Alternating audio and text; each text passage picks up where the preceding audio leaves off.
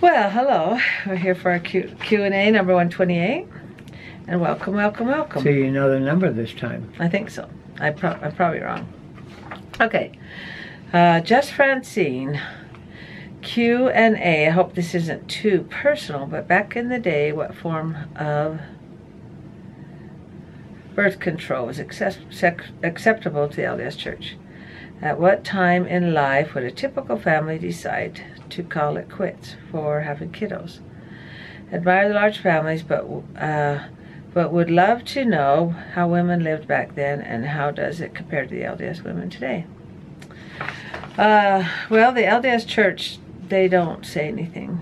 They leave it up to the husband and the wife, and the husband and wife are in joining with Heavenly Father, and you just decide on your own. The church doesn't say anything. And also in the pioneer days, like my grandmother, she had 8 siblings, and 5 of them died from different diseases. They died a lot, yeah. Back then. And they would have another child and give them the same name. So that tradition stayed on for a little while, and typically in Utah, we have larger families, and it's not because we just think, if the woman can. If she can't, then they have small children. Yeah, and in other states, we look at other states like, oh, you only have 1 child? We think, oh, how sad that is. Can't you give them somebody to play with? The average families in America, I think, is 2.5. I'd hate to be the half. But, little joke there. Yeah, the church, you know, they encourage you to have children, but they don't say what to do. If you want to say the church stays out of the bedroom, they don't. Yeah. They leave it up to the husband and the wife, and what you decide and what you can handle physically, mentally, financially, the children, and so that's just how you decide how big your family's going to be. And I think you have to know that the LDS people do, and the Catholic Church do not use abortion to control family size. Yeah, that's a big no-no. Unless the mother's life is in danger, then you got to go with that. Okay, hopefully that answers your question. Okay, Frank Milena. Wow, such a blessing to have film of your past. Precious memories. Love those horses and all the fun. I hope it makes you happy to look back. And that's not really a question, but I put that on there because I wanted to talk about my dad. I remember when we were kids, he'd always tell us, he'd say, oh, you got to get a camera. He says, we couldn't afford one, but we got us one and made payments on it because he said he wanted video of us when we were little. And I remember when me and Papa got married, I think Rochelle was 6 months old, and we said, let's get a camera. We couldn't afford one. They were real expensive back then. I think it was $1,200 for one camera that is silent, and you get the 3 minutes in it. Actually, when I was in high school, I'm 78.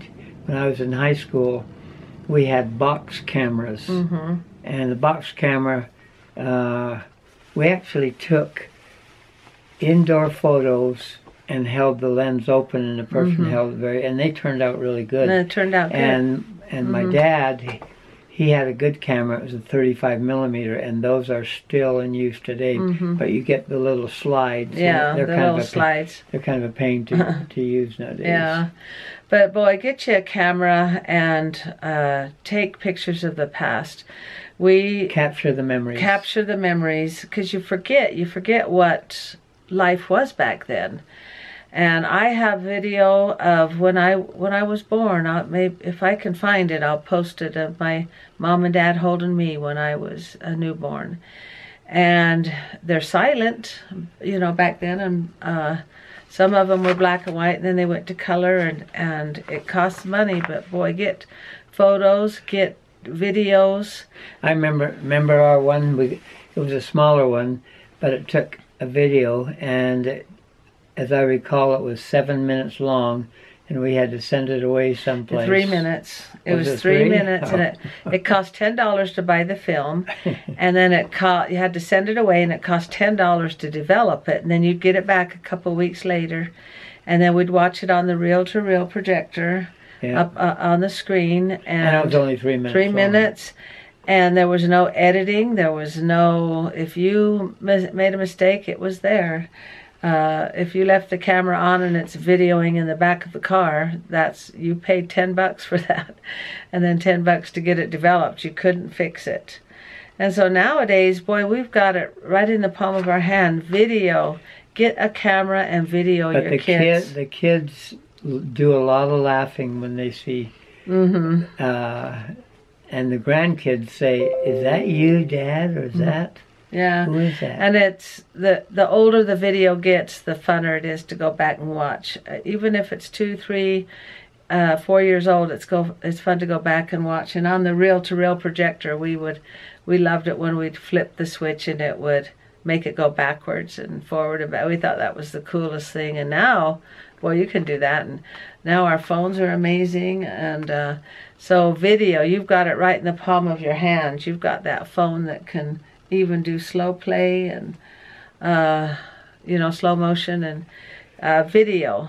Get the videos. What you want to do is when you take pictures in movies, you don't leave them on the phone, because they don't do. Nobody sees them there, and you can't show your phone everywhere you go, and you have to learn to get a cable, plug it into your phone, and plug it into your computer, and then you take them off.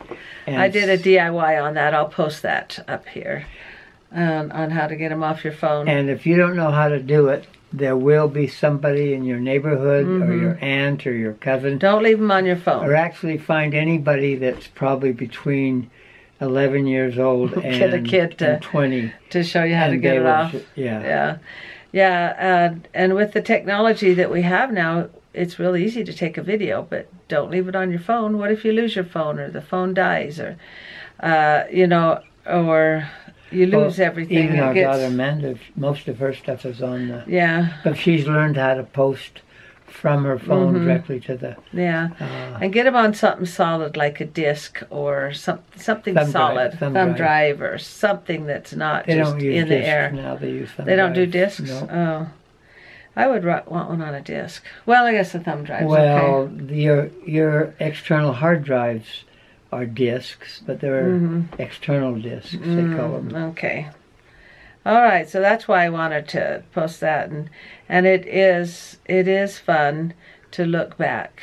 It just is. And Papa, he wishes he had, at least you have photos, but he would have loved to have had videos of when he was a kid. But he does have stories that his mom's told, and he does have a few photos.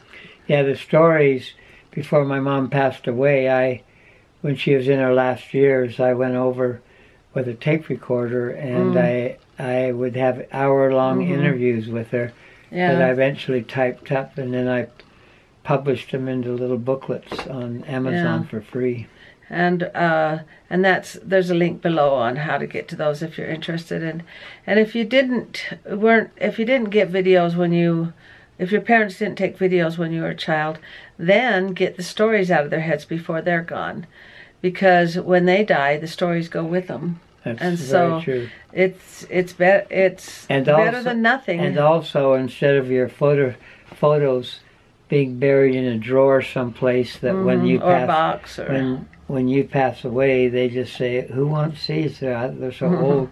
But you want to do is get your printer, and once somebody shows you how to scan it, then you have it captured, and you can share it with people. And there's companies that will take the photos and put pay the money. It's worth it. There's companies that'll take the photos and put them. Well, all printers have on something. All printers that you buy nowadays can scan.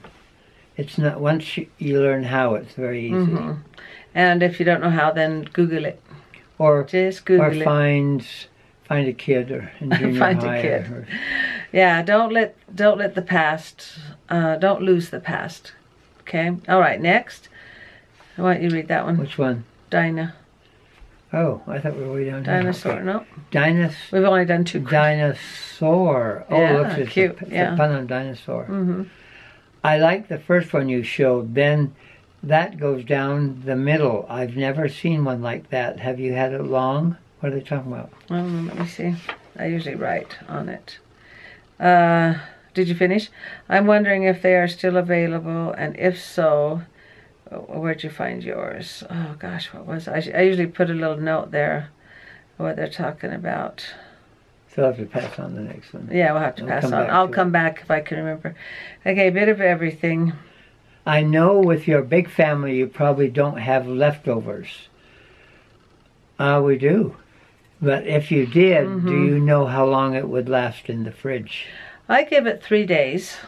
And she puts a date on the package. And if it goes past 3 days, if it has meat in it, 3 days. If it doesn't have meat, like if it's potatoes, you can even go up to a week, or a salad is a week. But with meat in it, 3 days is plenty, and then just put it in the fridge with the date. If you have fresh fruit juice that you'll buy at the grocery store, it can go bad just from the fridge opening and closing all the time. And I drink a lot of fruit juices, and carrot juice can actually be poisonous if it gets warmed up. Yeah. So you got to be careful about fruits. Vegetables. Yeah. The fruits won't kill you, but vegetables will. And tomatoes, we've been told it's a fruit, and we've been told it's vegetable, but you don't want to mess around with tomatoes. If those go sour, they will kill you. I just remembered what that was. The question before, it was a curling iron, and it has a thing that goes down the middle where you could put your hair down the middle and then twist it. And I can't remember where I got that. It was a sidewalk sale in Provo, and I saw that and I go, that looks interesting, and it was for like $25 or something, and that's my favorite one. So I remember now. It's when I had all my things that I do my hair with. I had like 10 of them in my hands, so I remember now. Okay, Frank Milena, awesome looking family. You and Joe look great. Wow.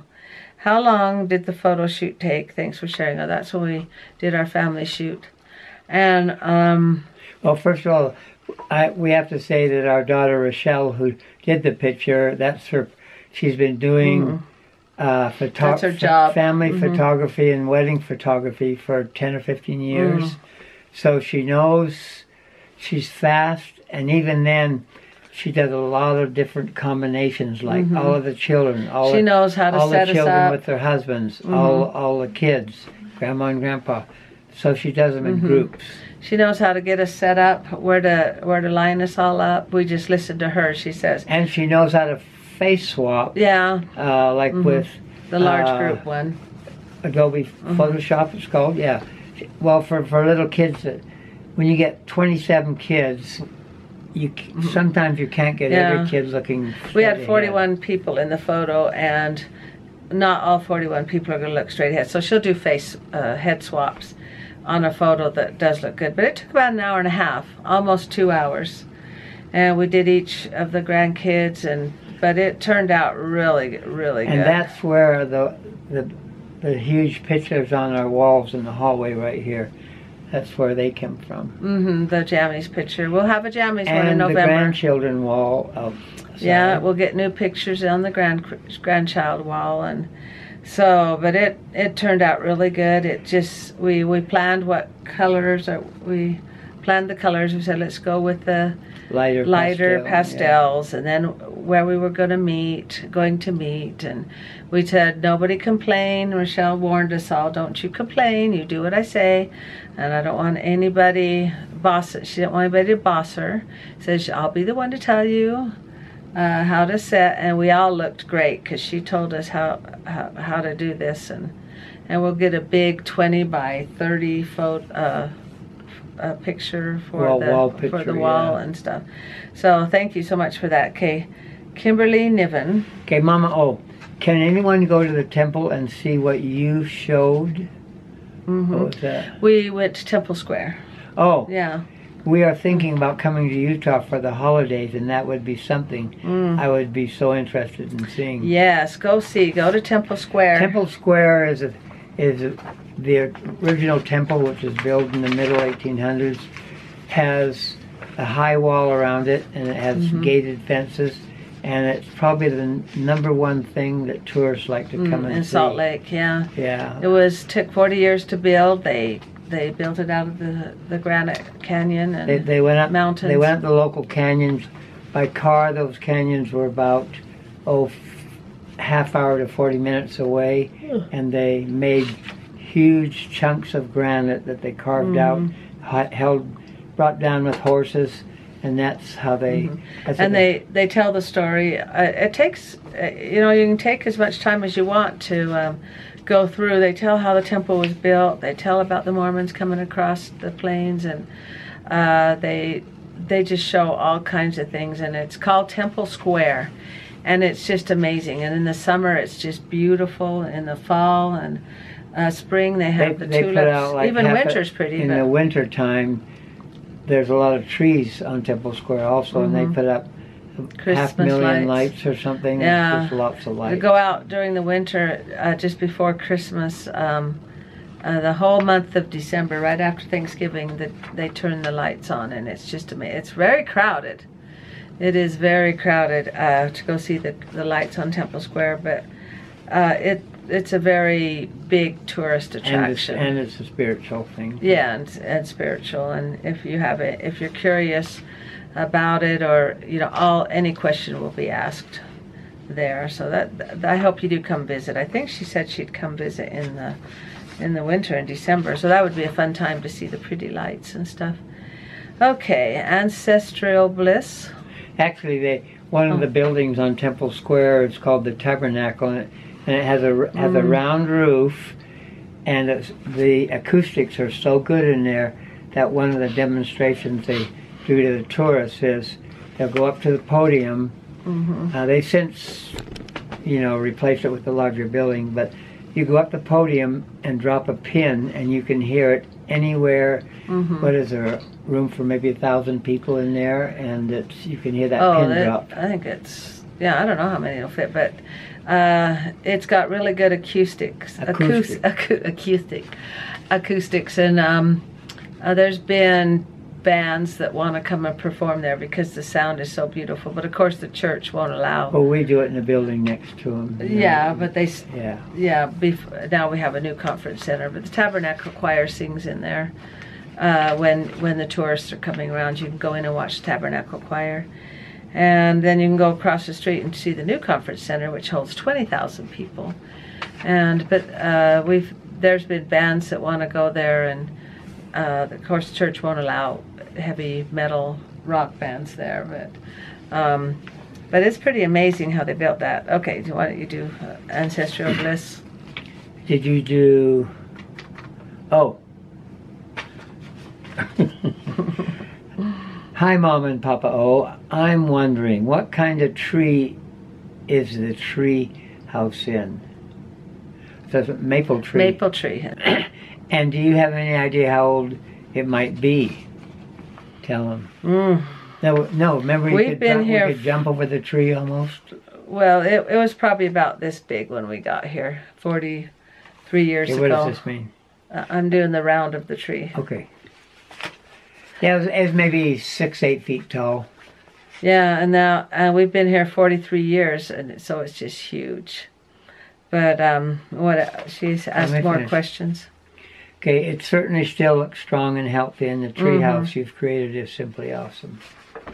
Yeah, it was my design, by the way. Yes, Papa O was the one that I built an original one maybe 20 years ago, and it lasted 10 or 15 years, and then a snowstorm and the wind blew it down. And the second one, my next door neighbor was a professional carpenter, and I built the floor. Oh, the first tree house you built all by yourself. Yeah, right. With Davy. Davy was about 10 years old. I made the second one strong. I mean, I had 4x4s crossing, and I drilled holes through them, and we put the second one bolts all the way through the 4x4s. So they're not gonna. Yeah, so it was a good tree. It's nice and big now, and it has bunk beds in it. Have you given Yeah, the tour. We've done the tour, but maybe I can post that up there Okay. too. Okay, so that's what tree that is. Actually, Good question. one of our sons put a pole, maybe, I don't know, maybe that big around or something, that goes all the way to the top. And so it has 2 levels on it. The bridge level and your battery's out. Okay, we're back. I had to change the battery out. That always happens. Okay, Jess Francine, I love how you called JJ little feller. No matter how old they are, they're always your babies. That's true. And Jimmy Joe is so cute with his beard. Roseanne and Joe, you raised good people. Thank you. Now they are raising good kids. I have a Q&A for you. Papa O, can you try to explain the feeling of knowing that a deceased loved one may be around you in spirit? I lost both my parents, and I have been waiting to have a sensation that they may try to contact me. I've not had any dreams with them in it or any Seen any signs. The people that live in the life after this, they're actually very busy teaching each other and making progress over there. But they can get permission to visit you. And the visits can be, it depends on the person's own spirituality and his own heart and how good of a person he is. Even if a person's a really good person, certain ones are more perceptive to communicating with people after this life. Yeah, and in the scriptures it says that God gives everybody gifts and talents. Yeah, gift and is the right word. I don't have the gift, but Papa O does, where he can feel spirits around. He can't see them, but he can feel them. It can be in different forms. It can be a dream. It can be a strong feeling, a very strong feeling, where you just feel their presence. You don't speak to them. I remember my dad one time. I was riding in a car with my son-in-law, and I felt my dad's presence. I just felt like he was in the car with us. And no, this time I was actually alone in the car I was driving, and I was thinking. I had a strong, good, loving feeling, like my dad was around. But as I drove farther, I literally turned to where he might have been sitting and started to talk to him. Yeah, you turned and to I talk. had to remind myself there's nobody there. There's nobody there. So I'm just saying it depends on. And like you said, dreams. Sometimes you'll have dreams. But the key was they're called gifts of the Spirit, and they can be anything from premonitions that come true, but it's something, a spiritual gift that our Father in heaven has given you. Yeah. And if you don't have it, it has nothing to do. Yeah, don't feel bad. It has nothing to do with you're a good or a bad person. Yeah, nothing. Because I don't have the gift. I have other gifts, and be grateful for the gifts that God has given you. And like I can tell when my parents are around when I start thinking about it. All of a sudden I'll start thinking about my dad and I go, oh, that's interesting. I wonder why that popped in my head.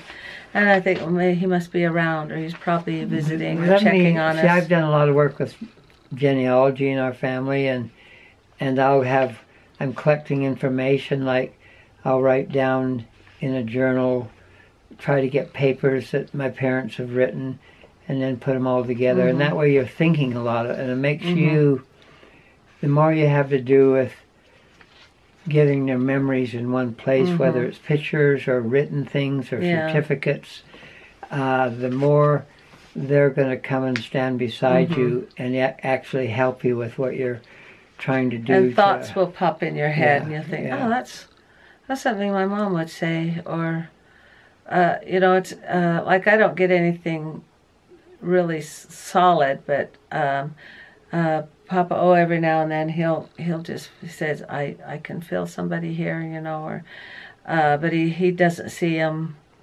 But you won't, even if you just get a thought of them, they're there, and where else would they be? they want to be here helping you. And see, we believe that the life after this is a continuation of this life, but they're still learning and helping people and teaching people. And there's no church doctrine on this, but I feel strongly that they get permission to maybe spend a few hours with you, to be at your side and just to see what you're doing. And trying to help you out. I personally believe very strongly that the so-called guardian angel or your ancestors or somebody really close to you who knows or someone your family. you knew in life before. And like if you didn't know your great-great-great-grandfather here on earth, I bet you knew him in the life before and you knew them really well, and they're here.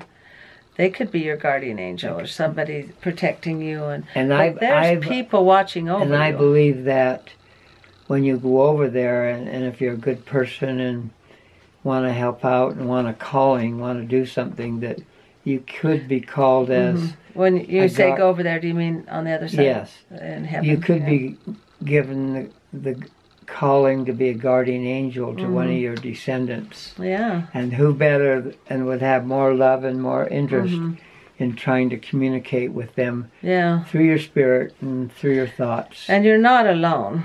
I mean, there's people that love you and want to help you, and they're there putting thoughts in your head and trying to help you get through. They're not there all the time because they're busy. I mean, they're very busy. I was thinking, to sit and watch my life all day long, that'd be pretty boring. I mean, they're just there when you need them and when you need help and stuff. So, yeah, they're not there all the time. I think you're closest to them when you're on the border of crying because you need help. When you need help and you remember the love you had for them and how you miss them. Yeah. That's when that spirit can come down and be beside you. And if a thought pops in your head that's oh, my mom might be here, just talk to her. Say, Mom, are you here? Mom, what would I do? What would you do in this situation? Or I miss you, Mom. Or talk to them. It doesn't mean they'll answer you. It doesn't mean if they answer you, that would scare you to death. But you can get feelings, strong feelings. You get feelings and thoughts, and you have to rely on that because there's nothing, like it's not a seance where somebody's going to be a speaker for that person in life. That just doesn't happen. S. Marie C. Yeah. Hey, Mama, how many children do each of your kids have? Sorry if it's been answered previously. Okay, Johnny has 4. She's going to start with the oldest to the youngest. Yeah, Johnny has 4. Rochelle He's in his early 40s now. And see how many Rochelle has? You? 7. And Davy has 5. She had one set of twins. Yeah, Davy has 5. Julianne has, you say? Is it 4 or 5? 4. 4. Good job. I've tested him. And Jimmy Joe has 4, and Amanda has 3. That's right. So that adds up to 27. So we had 6 children ourselves. We had boy, girl, boy, girl, boy, girl. With no kinds. It just turned out that way. Nursing is a natural way of controlling how frequent you have kids. Just because when you're nursing, I believe it's harder to get pregnant when you're nursing. Is that true? Oh yeah. That for some women. Some women say that didn't work at all. My mom did not nurse, and she had a baby once a year, and some like I'll say, oh well, just nurse your babies and that'll space your children apart, and somebody said, nah, that didn't work for me. Worked with us. Yeah, it worked with us. So. Okay, last question. Just Francine, another great vlog, Mama. Oh, what a wonderful day with your son and his family. His wife is so pretty, she is. Joanna's just beautiful, and the kids are so well behaved. We just don't. We turn the camera off when they start getting noisy. Yeah, when they start freaking out and tired and hungry. Okay, does Joanna have family to visit as well? And as she says, the Davy sighting was spot on. We had a Davy sighting at Lagoon. You mean where it looks just? It looks just like Davy. As she said, she laughed out loud, and. But Joanna, her dad was in the Army, I think it was, as a dentist. So they traveled all over. Jimmy Joe has a PhD in chemistry, chemical engineering, and Joanna is a nurses, PH, physician assistant. physician assistants, PA, and she gave that up after a year or so to be with her children. Yeah, she's a stay-at-home mom, and she was just working 1 day a week for 4 hours. She's working more than that when they first got married. Yes, oh yes, anyway, her family's pretty much scattered all over. She has a sister in Germany, and her parents are back east somewhere. Can you remember where they are? She has a brother up in Washington, and I'm not sure where the rest of them are, but they're scattered all over because her parents would be stationed at different places with the Army. And it is fun to have Joanna come and visit, and her parents do go out. They went up to visit her during when her baby came, and she wishes she could be with her family more, and it is hard when you're scattered all around. But that's why I love having the kids close by, and we want to try and get Jimmy Joe back, but it is hard when the family's not around, and we consider her our daughter, and it's really hard. It was really hard to say goodbye when they left. We'll go ahead and close with a couple of quotes. Okay, my turn? Yep. Here I am. Okay. Never stop dreaming. Never stop believing. Never give up. Never stop trying. Never stop learning. And that ties into when you are enthusiastic about what you do, you feel the positive energy. It's very simple. Isn't that, boy, that is so true. Like if you have no hobby or nothing that excites nothing you to look forward to. And nothing to get up for in the morning, you will have no energy. But as soon as you get excited about something, anything, it can be a hobby, it can be just anything. If you get excited about it every day to just continue, and it can be reading a book, it can be playing anything, a Wii or something. No, just kidding. Playing a Wii, no, that doesn't give you that energy. Thanks for liking, commenting, subscribing, and good night, everybody. Good night.